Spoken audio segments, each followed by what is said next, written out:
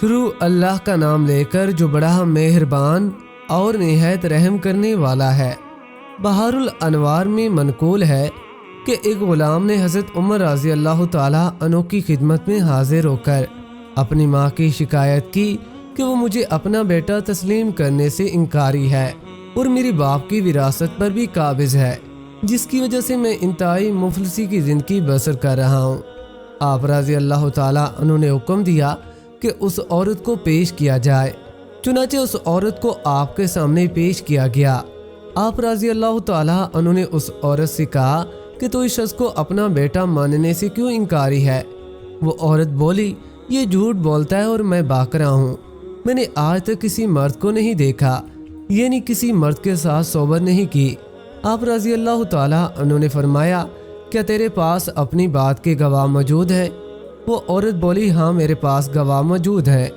آپ رضی اللہ تعالیٰ عنہ نے عورت سے کہا، پھر تو اپنے گواہ پیش کر۔ وہ عورت گئی اور اپنے ہمسایوں کی عورتوں کو 10 دینار بطور رشوت دیے تاکہ وہ اس کے حق میں گواہی دیں، اور انہیں لے کر آپ رضی اللہ تعالیٰ عنہ کے پاس آ گئی۔ آپ نے جب ان گواہوں سے اس عورت کے باکرہ ہونے کے متعلق پوچھا تو ان تمام عورتوں نے اس بات کی تصدیق کر دی۔ وہ غلام بولا، یہ تمام عورتیں جھوٹ بولتی ہیں، اور سعد بن مالک مزنی میرا باپ ہے، میں قید کے سال پیدا ہوا، میری پرورش بھیڑ کے دودھ سے ہوئی ہے، اور میں جب جوان ہوا تو میرا باپ سفر پر چلا گیا، اور ایک عرصہ گزر گیا وہ واپس نہیں لوٹا۔ میں نے اپنے باپ کے دوستوں سے دریافت کیا تو وہ کہنے لگے تیرا باپ مر گیا ہے۔ جب میری ماں کو اس کی خبر ہوئی تو اس نے تمام جائیداد پر قابض ہونے کے لیے مجھے اپنا بیٹا تسلیم کرنے سے انکار کر دیا، اور آج میں انتہائی مفلسی کی زندگی گزارنے پر مجبور ہوں۔ حضرت عمر فاروق رضی اللہ تعالیٰ عنہ جب فریقین کی بات سن چکے اور گواہوں کے بیانات بھی سن لیے تو فرمایا، یہ ایک پیچیدہ مسئلہ ہے، آؤ ہم مولا علی کے پاس چلتے ہیں۔ پھر آپ دونوں فریقین اور گواہوں کے ہمراہ حضرت علی کرم اللہ وجہ کے پاس گئے اور تمام مسئلہ بیان کیا۔ حضرت علی کرم اللہ وجہ نے دونوں فریقین اور گواہوں سے فرمایا کہ وہ مسجد نبوی صلی اللہ علیہ وآلہ وسلم جائیں، اور میں بھی مسجد نبوی صلی اللہ علیہ وآلہ وسلم میں حاضر ہوتا ہوں۔ روایت میں آتا ہے کہ حضرت علی نے مسجد نبوی صلی اللہ علیہ وآلہ وسلم میں پہنچ کر اپنے غلام قمبر سے فرمایا، اس شخص کی ماں کو بلاؤ۔ جب وہ عورت آئی تو آپ علیہ السلام نے اس عورت سے فرمایا، تو اس بات کا کیوں انکار کرتی ہے کہ یہ تیرا بیٹا نہیں ہے؟ وہ عورت بولی، میں باکرہ ہوں اور مجھے کسی مرد نے آج تک چھوا نہیں، پھر میں کیسے اس شخص کی ماں ہو سکتی ہوں؟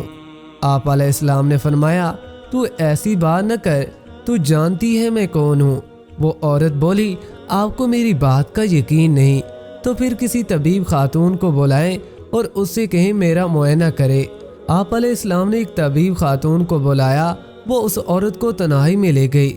تنہائی میں اس عورت نے اس طبیب خاتون کو سونے کا ایک کنگن دیا اور کہا، میرے حق میں گواہی دینا، میں باکرہ ہوں۔ وہ طبیب خاتون آپ علیہ السلام کی خدمت میں حاضر ہوئی اور گواہی دی، یہ عورت باکرہ ہے اور اسے کسی مرد نے آج تک نہیں چھوا۔ حضرت علی کرم اللہ وجہ نے فرمایا، تو جھوٹ بولتی ہے۔ پھر آپ نے اپنے غلام قمبر سے فرمایا کہ تم اس کی تلاشی لو۔ جب اس طبیب خاتون کی تلاشی لی گئی تو اس سے سونے کا ایک کنگن برآمد ہوا۔ آپ علیہ السلام نے اس عورت کو بلایا اور فرمایا، تو مجھے جانتی ہے، اور جبکہ تو اپنی بات سے انکاری ہے تو میں تیری اس شخص سے شادی کرنا چاہتا ہوں اور تو اسے اپنا شوہر بنا لے۔ وہ عورت بولی، مگر آپ علیہ السلام کے اس فیصلے میں شریعت محمدی صلی اللہ علیہ وآلہ وسلم رکاوٹ ہے۔ آپ نے فرمایا، شریعت محمد صلی اللہ علیہ وآلہ وسلم کیسے میرے فیصلے میں رکاوٹ ہوگی؟ وہ عورت بولی، وہ میرا بیٹا ہے، شریعت محمدی صلی اللہ علیہ وآلہ وسلم میں ماں اور بیٹے کا نکاح نہیں ہو سکتا۔ آپ علیہ السلام کی ذہانت سے اس عورت نے اقرار کر لیا تھا کہ وہ شخص اس کا بیٹا ہے۔ آپ علیہ السلام نے فرمایا، تو نے میری بات کا پہلے انکار کیوں کیا؟ وہ بولی، میں چاہتی تھی کہ تمام جائیداد کی اکلوتی وارث بنوں، اس لیے میں نے اسے بیٹا تسلیم کرنے سے انکار کیا۔ آپ علیہ السلام نے فرمایا، تو بارگاہ الہی میں صدقے دل سے تائب ہو، ایک مرتبہ حضرت موسیٰ اشعری رضی اللہ تعالیٰ عنہ فرماتے ہیں، میں اہل بصرہ کے ایک وفد کے ساتھ حضرت عمر ابن خطاب رضی اللہ تعالیٰ عنہ کے پاس مدینہ منورہ آیا۔ ہم ان کی خدمت میں حاضر ہوا کرتے تو دیکھتے ان کے لیے روزانہ ایک روٹی توڑ کر لائی جاتی ہے، وہ اسے کبھی گھی سے، کبھی تیل سے اور کبھی دودھ سے کھا لیتے ہیں۔ کبھی دھوپ میں خشک کیے ہوئے گوشت کے ٹکڑے بھی لائے جاتے جو محض پانی میں ابلے ہوئے ہوتے تھے، تازہ گوشت تو شاذ و نادر ہی نظر آتا۔ ایک دن حضرت عمر نے ہم سے فرمایا، واللہ اگر میں چاہتا تو تم سب سے زیادہ عمدے کھانے والا ہوتا، تم سب سے زیادہ ناز و نعمت کی زندگی گزارتا۔ غور سے سنو، قسم باخدا میں اونٹ کے سینے اور کوہان کے بنے ہوئے گوشت، چپاتیوں اور رائی کی چٹنی سے ناواقف نہیں ہوں، لیکن میں انہیں دینستہ استعمال میں نہیں لاتا۔ میں نے ایک قوم کے بارے میں اللہ کا ارشاد سنا ہے، تم اپنی لذت کی چیزیں اپنی دنیاوی زندگی میں برت چکے ہو اور ان سے خوب حظ اٹھا چکے ہو۔ میں نے اپنے ساتھیوں سے کہا، تم امیر المومنین سے بات کرو کہ تمہارے لیے بیت المال سے کچھ کھانا مقرر کر دیں۔ ان لوگوں نے حضرت عمر سے بات کی۔ آپ نے فرمایا، کیا تم لوگ اپنے لیے وہ روزینہ پسند نہیں کرتے جو میں اپنے لیے پسند کرتا ہوں؟ ان لوگوں نے کہا، ہم مدینہ منورہ میں نہیں رہ سکتے، آپ کا کھانا ایسا نہیں کہ کوئی اسے کھانے کے لیے آپ کے پاس آئے۔ ہم لوگ سرسبز و شاداب علاقے کے رہنے والے ہیں، ہمارے امیر ایسے لوگ ہیں کہ لوگ شوق سے ان کے پاس آتے ہیں اور ان کا کھانا ایسا ہوتا ہے کہ خوب سیر ہو کر کھایا جاتا ہے۔ یہ سن کر آپ نے تھوڑی دیر اپنا سر جھکایا اور ارشاد فرمایا، میں تم لوگوں کے لیے بیت المال سے روزانہ 2 بکریاں اور آٹے کی 2 تھیلیاں مقرر کر دیتا ہوں۔ ایک بکری صبح ذبح کرو اور ایک تھیلی سے روٹیاں پکا لیا کرو، خود بھی کھاؤ اور اپنے ساتھیوں کو بھی کھلاؤ، پھر حلال مشروب منگوا کر پہلے خود پیو، پھر اپنے دائیں طرف والے کو پلاؤ، پھر اس کے ساتھ والے کو، پھر اپنے کام کے لیے کھڑے ہو جاؤ اور پوری تندی سے اپنے فرائض سر انجام دو، پھر اسی طرح شام کو دوسری بکری اور دوسری تھیلی استعمال میں لاؤ۔ غور سے سنو، تم عام لوگوں کے گھروں میں اتنا بھیجو کہ ان کا پیٹ بھر جائے اور ان کے اہل و عیال کو کھلاؤ۔ یاد رکھو، اگر تم منصب دار لوگ عوام سے بد اخلاقی سے پیش آؤ گے تو عام لوگوں کے اخلاق اچھے نہیں ہو سکیں گے اور ان کے بھوکوں کے کھانے کا انتظام نہیں ہو سکے گا۔ اللہ کی قسم، اس سب کے باوجود میرا خیال ہے کہ جس قصبے کے بیت المال سے حکام کے لیے روزانہ 2 بکریاں اور آٹے کی 2 بوریاں لی جائیں، وہ جلد اجڑ جائے گا۔ ایک دفعہ ایک یہودی اور ایک مسلمان کا آپس میں جھگڑا ہو گیا۔ یہودی کو اپنے حق ہونے کا یقین تھا۔ اس نے کہا، چلو تمہارے نبی پاک صلی اللہ علیہ وآلہ وسلم سے فیصلہ کروا لیتے ہیں۔ نبی پاک صلی اللہ علیہ وآلہ وسلم نے دونوں کے بیانات سن کر یہودی کے حق میں فیصلہ دے دیا۔ وہاں تو نہ رشتہ داری کا پاس تھا، نہ جماعت اور ہم عقیدہ ہونے کا۔ عدل کی بنیادیں اپنی ہوتی ہیں جو صرف حقائق پر استوار ہوتی ہیں۔ وہاں کوئی استثناء نہیں ہوتا، نہ رشوت، نہ سفارش، نہ مال، نہ اونچا خاندان۔ اس نام نہاد مسلمان کے دل میں کھوٹ تھا، یا یوں کہیں کہ ذاتی اغراض کے لالچ میں اس نے رحمت دو عالم صلی اللہ علیہ وآلہ وسلم کے فیصلے کو تسلیم نہیں کیا تھا، تو اس کے اثرات سے اس کے دل میں کھوٹ پیدا ہو گیا تھا۔ باہر گلی میں نکل کر یہودی سے کہنے لگا، عمر بن خطاب بڑے ذہین و فتین ہیں، ان سے نظر ثانی نہ کروا لیں، ہدایت و نصیب سے اور جھولی پھیلانے سے ملتی ہے۔ مگر یہود و نصارہ میں ان گنت لوگ ایسے گزرے اور آج بھی ہیں جو ہمارے نبی پاک صلی اللہ علیہ وآلہ وسلم پر ایمان نہیں لائے، مگر ہمارے نبی صلی اللہ علیہ وآلہ وسلم کی باتوں اور ان کے اعمال و اقوال اور ان کے اصحاب کو حق مانتے ہیں۔ اس یہودی کو بھی نبی مکرم صلی اللہ علیہ وآلہ وسلم اور ان کے اصحاب معظم پر اعتماد تھا۔ اس نے سوچا، ابن خطاب جسے لسان محمد صلی اللہ علیہ وآلہ وسلم سے فاروق اعظم کا خطاب ملا ہے، یقیناً مجھے وہاں بھی انصاف ہی ملے گا۔ اس نے کہا، چلو میں تیار ہوں۔ وہ دونوں سیدنا عمر رضی اللہ تعالیٰ عنہ کے دروازے پر پہنچے۔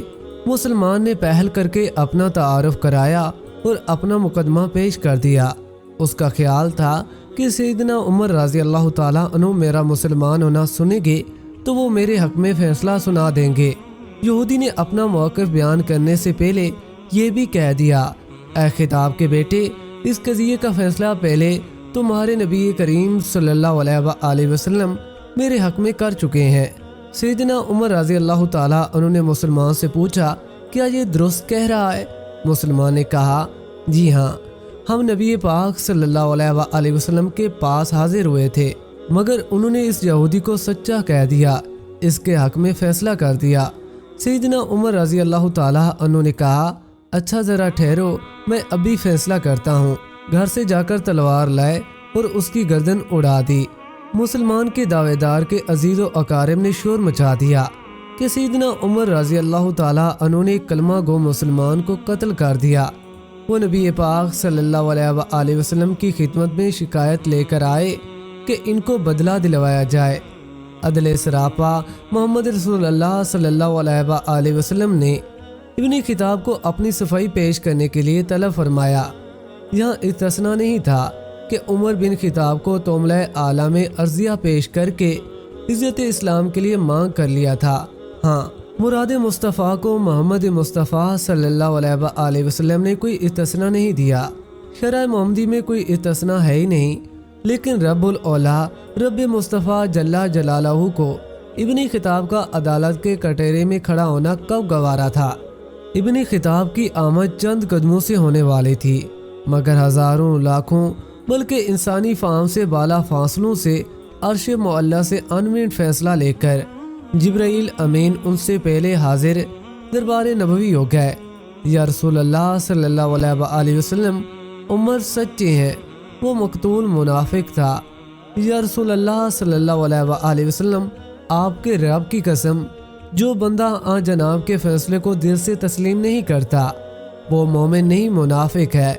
جسے محمد رسول اللہ صلی اللہ علیہ وآلہ وسلم کا فیصلہ منظور نہیں، اس کا فیصلہ عمر کی تلوار سے ہوگا، اسے زمین کے اوپر رہنے کا کوئی حق نہیں۔ اب نہ سیدنا عمر رضی اللہ تعالیٰ عنہ کو صفائی اور گواہان صفائی پیش کرنے کی ضرورت رہی، نہ خاتم المعصومین صلی اللہ علیہ وآلہ وسلم کو ریویو کی، اور سیدنا عمر رضی اللہ تعالیٰ عنہ کا فیصلہ ازلی ابدی کتاب الہ کا انمٹ فیصلہ بن گیا۔ ابن خطاب کا یہ عمل اور اس پر آسمانی حکم اب ہر سال جب تک میں سیام کی مبارک راتوں میں یعنی تراویح میں تمام چھوٹی بڑی مساجد میں اعلى اعلان نہ پڑھا جائے، اہل ایمان کی نہ تراویح اور قیام اللیل قبول ہے، نہ خاتم قرآن ذی شان۔